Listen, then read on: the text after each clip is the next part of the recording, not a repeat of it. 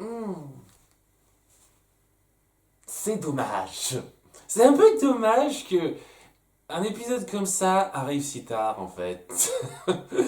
Euh, Parce que c'est un peu dans la continuité de ce que j'ai un peu approché à l'épisode 23, c'est-à-dire que Lars a une mentalité très intéressante de base, qu'il aurait été très sympathique de faire progresser de façon satisfaisante au fur et à mesure, en fait. Et durant les 3 premières saisons et demie, ça n'a pas été le cas. Il a stagné et tout ce qu'on a eu, c'était un constat du lâche qu'il était, entre guillemets, en gros, quoi. Hein. En gros, c'est ça. Et c'était trop. C'était trop. C'est. Et quand on a ce moment de concrétisation du personnage qui est puissant, qui est très bien rendu, hein, vraiment très très satisfaisant, c'est- on peut pas s'empêcher de se dire pourquoi il a fallu attendre aussi longtemps pour avoir droit à ça. Pourquoi il a fallu que ce soit aussi tardif. Et ça me rappelle mon personnage préféré de tous les temps, si vous avez suivi mon top 15 dédié à ça, Pop du manga Dragon Quest, la quête de Dai, ou Popu de Fly, hein, j'ai tendance à dire ça plutôt, mais bon, on va garder les bons noms hein, qu'il faudra avoir. Euh, Où, voilà, il commence comme étant un peu une petite merde, un peu froussard, qui essaye de se la péter alors qu'il n'y a pas grand chose à en tirer, mais il essaye de se tirer le laurier alors qu'il n'a pas accompli grand chose. Et il faut qu'il soit mis au pied du mur pour que son courage et sa valeur commencent vraiment à se ressentir. Et c'est à partir de ce moment-là qu'il devient vraiment intéressant et vraiment bon comme personnage. Et il y a quelque chose de similaire avec Lars dans la structure de ce qu'il vit. Parce que voilà, au début, il commence comme c'est un peu une merde. Hein, ouais, c'est cette espèce d'ado qui se plaint tout le temps, qui est lâche. Hein, et qui doit apprendre via les circonstances qu'on lui force à ravaler ça et à montrer son courage. Et c'est exactement ce qu'on a. Et c'est bon, seulement ça vient trop tard. Trop tard, on a passé beaucoup trop de temps sur la partie lâche, la partie un peu agaçante du personnage, pour que ça ait toute la force, toute la puissance que ça pourrait avoir. Parce que ça pourrait être génial.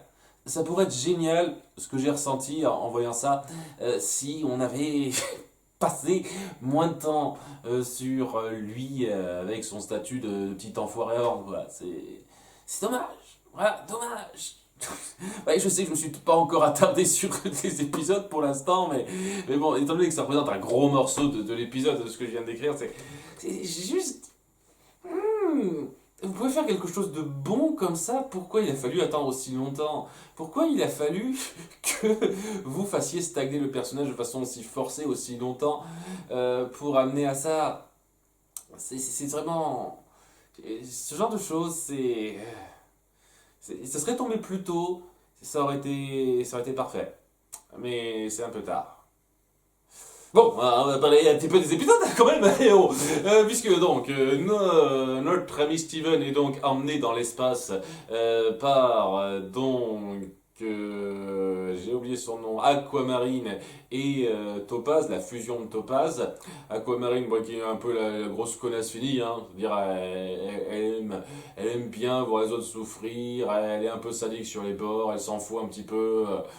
De ce que veut Steven, tout ça, c'est très typique des méchants basiques. On sent que ouais, c'est une connasse irrécupérable celle-là.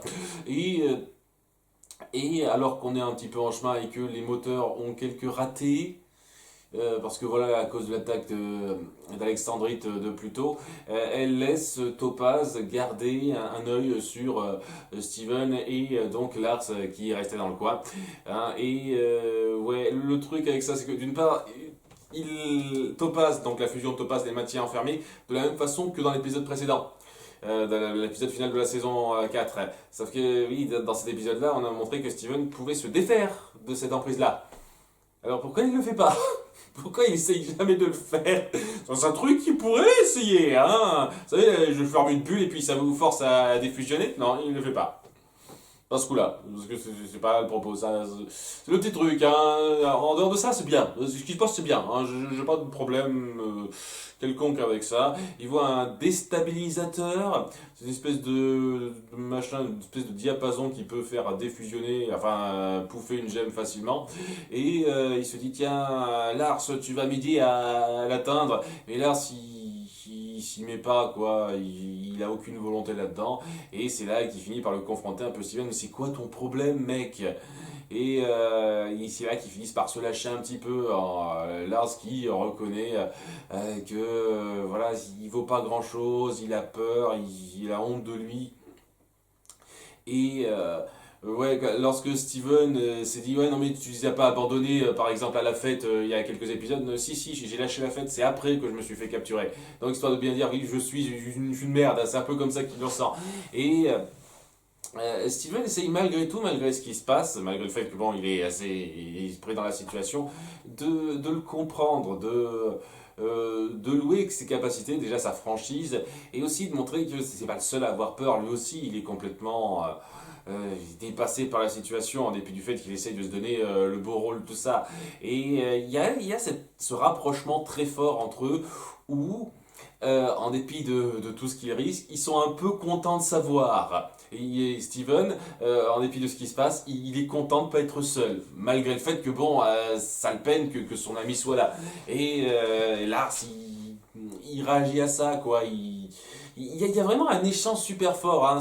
C'est difficile de retranscrire exactement tout ce qui a été dit, mais voilà, l'échange est super bon. À tel point que, bon, en plus d'émouvoir le spectateur, ça émeut aussi la fusion de Topaz qui est juste là, qui n'a jamais rien dit jusqu'à présent, et qui se dit, ouais, c'est tellement beau ce que vous vivez, moi, enfin nous, on vit quelque chose et on n'essaye jamais de faire ressortir ça, on obéit tout le temps aux ordres, mais est-ce que c'est vraiment ce qu'on veut? Est-ce que c'est vraiment la vie qu'on souhaite? Elle est tellement touchée qu'elle essaye un tout petit peu de les aider, pris dans l'émotion. Et lorsqu'elle essaye un peu de les faire partir, surtout Lars, parce que Steven veut quand même rester et faire face à ce qu'il a prévu de faire, il y a donc Aquamarine qui revient et qui la menace un petit peu. Elle essaye un peu de se rebeller, donc la fusion de Topaz, mais c'est là qu'elle a un petit peu au mental, Aquamarine, dans une scène qui est aussi très forte là aussi, où elle lui dit, tu vas faire quoi après lorsque tu auras ma gemme? Tu pourras te présenter aux Diamonds, qu'est-ce que tu vas faire après, hein? Et c'est là qu'elle se rend compte, Topaz, qu'elle n'a pas de porte de sortie. Bon, techniquement, elle pourrait être accueillie chez les gemmes de cristal, tout ça, mais bon, hein, c'est pas comme si elle savait que l'option était disponible facilement. Et voilà, j'aime bien la façon dont ça appuie euh, l'obligation de la vie qu'on a, quoi, le statu quo qui est difficile à casser, même si on peut les brécher, c'est pas facile à casser comme ça. Et donc, cette espèce de solution de providence qui semble se profiler, eh ben, elle n'aura pas su aller jusqu'au bout. Et oui, on arrive peu de temps après à Homeworld, et voilà, la Topaz qui a pu un tout petit peu se retrouver émotionnellement là-dedans, et ben elle se résorbe dans le statu quo qu'elle a accepté parce que ça n'a pas suffi. C'est assez fort, hein. C'est assez fort la façon dont c'est montré dans un seul épisode, et aussi de nous dire, hey, vous croyez que ça va se régler comme ça facilement? Ben, pensez-y à deux fois, parce que ça va pas être aussi simple, hein. Oui, ça va durer 4 épisodes, hein, tout ce délire. Le second épisode, peut-être mon préféré, du lot est assez intéressant puisque on va mettre en place le procès de Steven par rapport à ce qu'il a fait en tant que Rose Quartz. Et comme d'hab, ce genre de procès un peu magique a beaucoup de similitudes avec nos procès à nous. Comme quoi c'est un truc, c'est une valeur universelle ça. Hein. Donc voilà, et il est présenté devant Blue Diamond et Yellow Diamond qui ne souhaitent que voir Rose être détruite après ce qu'elle a fait. Mais Blue tient quand même à voir vraiment tous les détails. Tandis qu'il y a un avocat de la défense et de l'accusation qui sont joués par des zircons. Voilà, c'est ça. Le rôle des zircons, c'est d'être des avocats. Alors, c'est cool, hein, c'est des tonnes de nouvelles gemmes, nouvelles pierres qui apparaissent comme ça. Hein. Je les connais en plus, hein. Je connais ces pierres précieuses, ça fait plaisir. Voilà quoi. Elle a été un peu commise d'office, l'avocate en question. Et on sent au début que ça se passe super bien. Hein. Tout pointe Steven comme le coupable qui a brisé Pink Diamond. On a même un témoignage de Paul. Donc, ouais, quoi, entre-temps, il y a eu Navi, c'est ça, qui a récupéré toutes ses copines dans l'espace et qui les a averties. Donc, c'est pour ça que nos gemmes savaient que Steven était sur Terre et qu'ils s'en sont pris à ses amis parce que une fois de plus, c'était pour atteindre, sans doute, on va dire que c'est ça. Bon, j'aurais vraiment pas été contre une explication, mais c'est pas trop grave ça. Et ouais, quoi, c'est pas un problème du tout dans cet épisode, c'est un problème dans les épisodes d'avant, quoi. C'est. Punaise, quoi, vous savez que Navi a piqué votre vaisseau, qu'elle va prévenir les autres, mais vous si vous faites comme si de rien n'était pendant plusieurs épisodes avant que ça vous rentre dans la gueule, quoi. C'est incroyable à quel point vous êtes en mode je m'en foutiste sur les urgences, merde. C'est incroyable ça. Mais c'est pas vraiment un problème inhérent à cet épisode en particulier. Et voilà, donc avec tous ces témoignages qui le montrent coupable, même lui qui finit par dire oui, c'est moi qui ai tué, ça n'augure rien de bon. Mais à un moment donné, il y a Blue Diamond qui veut savoir comment il a fait exactement. Le truc, c'est qu'il ne sait pas. Hein, c'est sa mère qui a fait. Hein, il a beau se revendiquer comme étant sa mère. C'est pas si, il se souvient pas. Hein, c'est pas si évident de décrire ça. Donc il lui donne le truc vague et ça convainc pas trop. Et c'est un peu le problème, parce que voilà, étant donné qu'il sait pas et que Blue Diamond n'est pas vraiment satisfaite, va y avoir une petite prolongation. Et c'est là que la Zircon qui le défend va avoir une ligne de poursuite. Et dans un moment que j'ai trouvé super jouissif, je vous cache pas, très, très typique, on sent que ça voulait un peu parodier ce genre de passage-là, mais j'ai trouvé que c'était super classe. Puisque, voilà, il se souvient pas, Steven, comment il a fait ça, et ça paraît un peu bizarre, difficile quand même de détruire une Diamond comme ça qui est protégée par tout le monde, et c'est ce qu'elle pointe au tribunal juste après la petite pause, hein, en disant oui, vous savez que Rose Quartz était une rebelle qui se voyait venir à des kilomètres, comment se fait-il que personne ne puisse décrire comment elle a détruit Pink Diamond.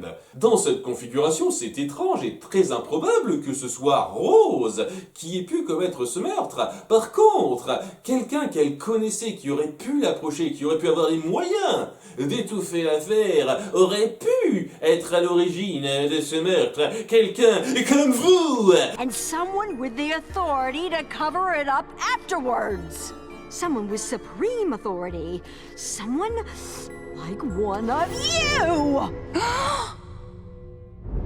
Elle est tellement partie dans son délire, la Zircon, qu'à la fin elle se dit merde, 2 secondes, attendez, oubliez la dernière phrase, j'étais pris dans mon élan et alors. Bon, elle se fait bouffer juste après par Yellow Diamond, mais j'espère qu'on la reverra. Parce que sérieusement, c'était super classe ce moment-là. Vraiment super classe. Voilà, Yellow Diamond finit par s'énerver et se dit merde, il faut qu'on détruise cette rose, il n'y a pas à tergiverser, on s'en fout de comment elle a fait ça, tandis que Blue se pose plus de questions, quoi, est plus intrigué par ça.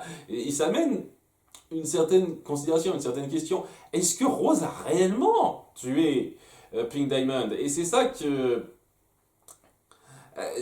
relance un petit peu le mystère autour de Rose, en fait. C'est-à-dire que, oui, c'était le bouc émissaire parfait en tant que rebelle qui était contre le régime en place. C'était facile d'épingler ce tort sur elle. Par contre, ça met en place une espèce de complot au sein même du Homeworld sur qui voudrait détruire Pink Diamond. Et j'espère vraiment qu'on va avoir une réponse un peu satisfaisante à ça. Parce que voilà, ça renverse un petit peu l'information sur ce qu'elle signifie. Et ça donne un peu l'impression que ça peut nous donner un bon rebondissement. Après, il faut voir, hein, si ça se trouve, ça va pas être si puissant que ça. Alors, je sais qu'il existe une autre Diamond, ouais, parce que j'ai vu des dessins de cette Diamond-là, White Diamond. J'ai pas souvenir qu'on les mentionnait particulièrement jusqu'à présent. Donc voilà, il y a techniquement 3 Diamonds, parmi lesquels accusés. Ça me surprendrait énormément que ce soit Blue Diamond vu comment elle réagit. Donc c'est soit Yellow, soit White Diamond qui aurait pu prévoir ça. Et pour quelle raison? Alors là. Et je sais pas, faut voir un petit peu comment ça va se percevoir, comment ça va se jouer par la suite, qu'est-ce que ça signifie, quelles étaient les motivations, les intentions derrière. Mais ce que ça amène, l'interrogation que ça amène, c'est très, très cool, honnêtement. Parce que bon, on pourrait déplorer, hein, moi le premier, que c'est quand même dingue que personne n'ait essayé de mettre ça sur le tapis. Mais le fait est que, bon, d'une part, nos gemmes se posent jamais de questions une fois de plus, quoi. Nos héros se posent jamais de questions, donc ça, une fois de plus, une question en moins qu'on se pose pas, qu'est-ce que ça change, j'ai envie de dire. Mais bon, surtout au niveau du Homeworld, c'est normal qu'on essaye pas trop de questionner l'autorité. C'est normal qu'il n'y ait pas de réflexion poussée autour du problème, sauf si on est un avocat de la défense commis d'office qui doit un peu faire son boulot.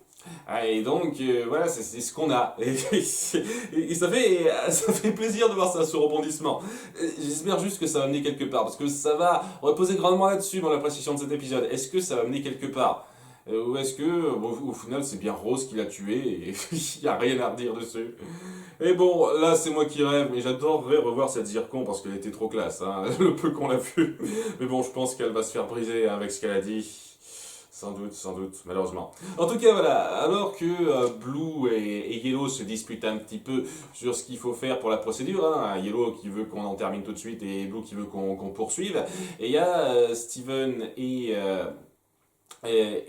Lars qui en profite pour se barrer via un pas de requin qui traînait par là. Hein, donc, avec un tout petit peu d'huile de coude en y allant au pifomètre, ils arrivent à se créer une sortie et à échapper un peu à la vision de Yellow Diamond, qui ne pense pas les poursuivre particulièrement. J'imagine qu'elle ne veut pas se salir, parce que techniquement elle pourrait les poursuivre, hein, ce serait dans ses cordes. Mais j'imagine qu'elle ne veut pas se salir, c'est son truc. Voilà, ça fait partie des trucs qui sont un peu reprochés dans l'épisode 3 de cette saison 5. Voilà, elle aurait pu directement foncer à l'assaut et je pense que ça aurait été bon, mais... Ça, c'est un truc de méchant qu'on accepte, hein. On vérifie pas tout le boulot, hein. Si ça se trouvait, elle a pensé qu'ils étaient morts ou facilement trouvables en envoyant des robots, des robots détecteurs, c'est comme des robots droïdes, un truc comme ça, je sais pas exactement comment ils appellent ça, je me souviens plus. Enfin bref, voilà, ça s'accepte, hein, c'est pas trop grave ça. En tout cas, voilà, dès l'épisode 3, on va donc avoir nos deux personnages, Lars et Steven, qui devront partir en cavale face aux robots qui les pistent. Sachant qu'en plus, ils n'ont pas bouffé depuis pas mal de temps, et ça va pas bien pour eux. Et donc, alors en pleine cavale, ils finissent par tomber sur une main amicale qui leur propose de la suivre, et cette main amicale qui arrive à les cacher un petit peu sous terre pendant un petit moment, et ben c'est une gemme défectueuse, comme on dit. Alors là, j'ai pris des notes parce que je me souviens pas du tout de tous les noms. On en a pas mal des noms. J'ai même mal écrit certains. Donc c'est une rutile. Une rutile défectueuse parce que lors de sa formation, elle a été un peu scindée en deux et ça donnait donc des sœurs siamoises en fait, hein. C'est exactement ça, hein. Elle a été scindée en deux et donc il y a deux êtres, deux troncs qui en sont sortis et qui ont créé ce personnage-là. Et elle les amène à une espèce de petit camp de réfugiés, de gemmes donc défectueuses qui se cachent un petit peu du régime totalitaire qui ne veut pas les imperfections. Et donc si elles sont trouvées, elles sont détruites. Et parmi donc ce groupe-là, on a une femme qui s'appelle Radonite, si j'ai bien écrit, ou Rodonite, bref, merde, c'est une fusion de je sais pas trop quoi, ça rappelle un petit peu... un petit peu la fusion de Garnet, mais avec des différences, puisqu'il y a la 4 yeux, donc je sais pas de quoi ça peut être la fusion en fait, ça ne précise pas ça. Nous avons une saphir qui est défectueuse parce qu'elle ne prédit pas l'avenir, mais elle prédit ce qui vient de se passer en fait. Ah, je vois ce qui vient de se passer. Oui, à ce moment-là, pourquoi tu le dis? Si t'insistes à ça, ça sert à quoi que tu prévois ça, que tu nous le dises? En fait, c'est ça le truc, elle sert à rien. Bah, comme la Saphir qu'on connaît bien, hein, ses pouvoirs ne servent à rien. Et donc, ouais, elle est un peu lourde. J'avoue que celle-là, c'est un peu la lourde du groupe. Hein. On aurait pu faire un petit peu mieux que ça. Son gag récurrent devient un petit peu saoulant la longue. Bon, pas excessivement non plus, mais bon, hein, un petit peu saoulant. Et la dernière, c'est Fluorite. Oui, Fluorite. Je le vois, j'écris comme un cingouin quand je fais ça vite. Et ouais, c'est une fusion de 6 qui forme cette espèce de monstre chenille géant, bizarroïde et... j'imagine que c'est justement pour appuyer le côté défectueux, le côté à part de ce personnage qu'on l'a rendu aussi grotesque dans le visuel. Le truc, c'est que en dehors de ça, en termes de personnalité, de ce qu'elle apporte, j'ai rien contre. Je sais pas, le design aurait pu être un peu mieux. Cela dit, je vais pas trop me plaindre puisque vous me donnez des designs différents. Voilà, des tonnes de designs différents. On découvre un petit peu certaines choses, certaines nouvelles choses. On appuie un petit peu la mentalité du Homeworld via donc ceux qui sont des parias par rapport à eux. C'est très fort par rapport à ça. Et ouais, c'est assez cool de montrer ça. Ce qui est très cool, c'est que, surtout, comme je l'ai dit, ça appuie davantage et ça met très en avant le personnage de Lars, qui gagne énormément en profondeur avec cette aventure qu'on lui force. Parce que voilà, hein, durant cette cavale et ce qui se passe, il a vraiment ce complexe d'infériorité qui lui revient en pleine gueule, dire oui, toute ma vie j'ai fui et hein, je fuis encore maintenant, je me dégoûte. Et lorsque elle parle un peu de leur vie, il se ressent totalement là-dedans.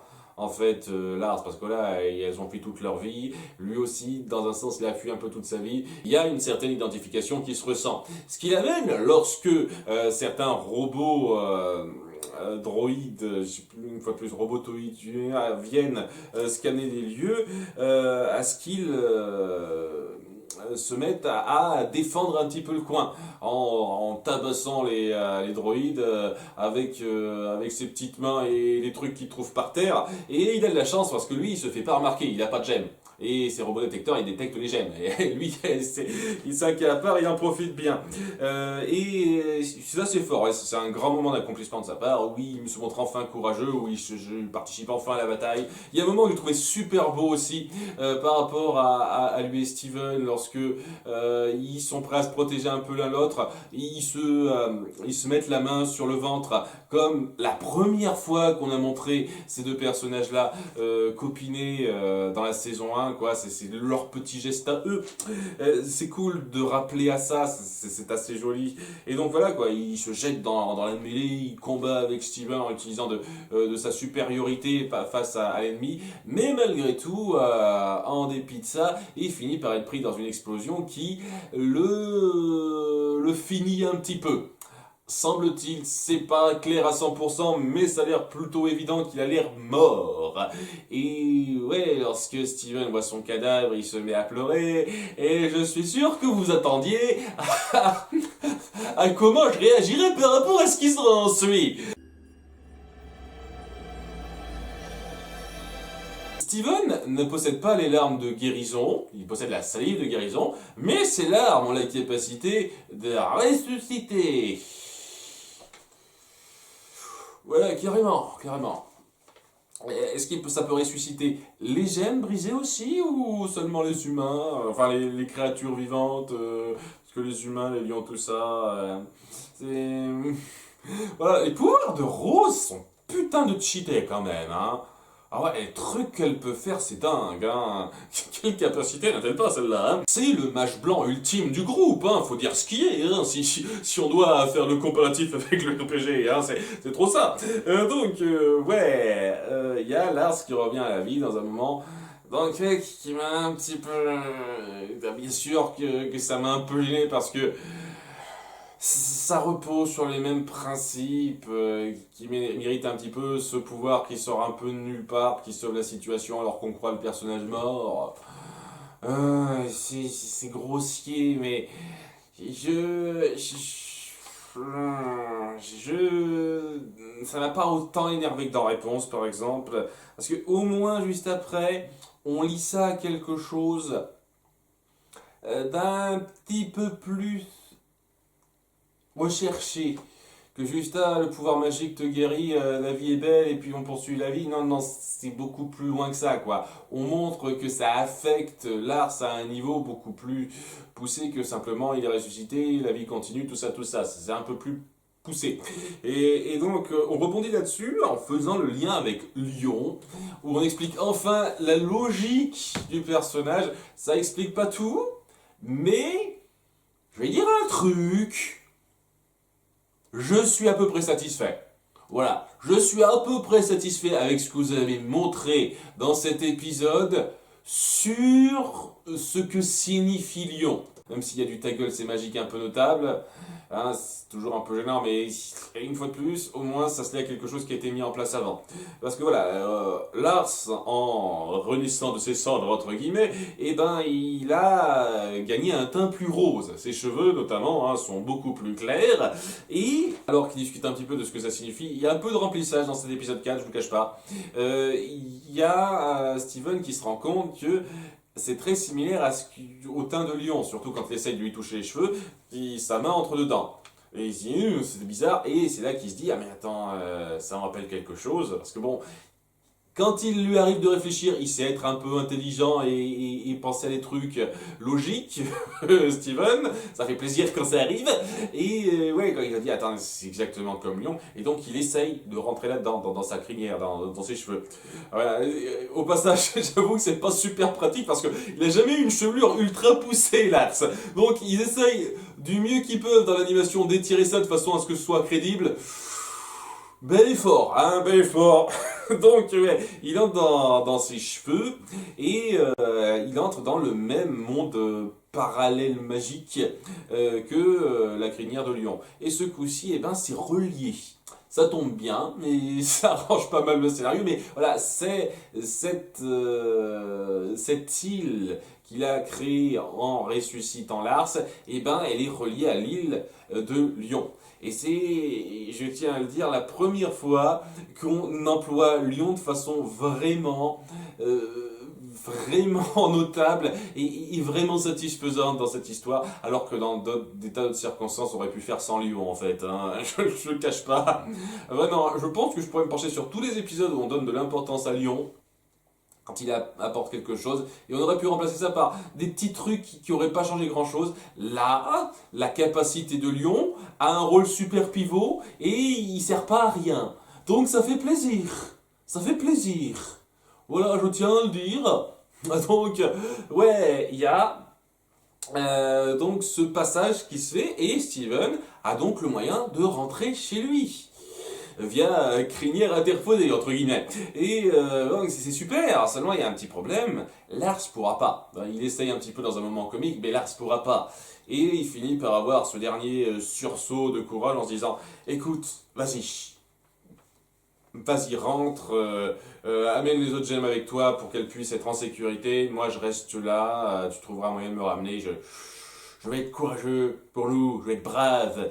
Et les autres jeunes se disent non, tu t'en sortiras pas sans nous, tu connais pas le coin, nous on le connaît. Il y a une petite solidarité qui se met en place, un peu rapide, mais bon, ça reste joli quand même. Et ouais, quoi, c'est des au revoir entre Steven et Lars.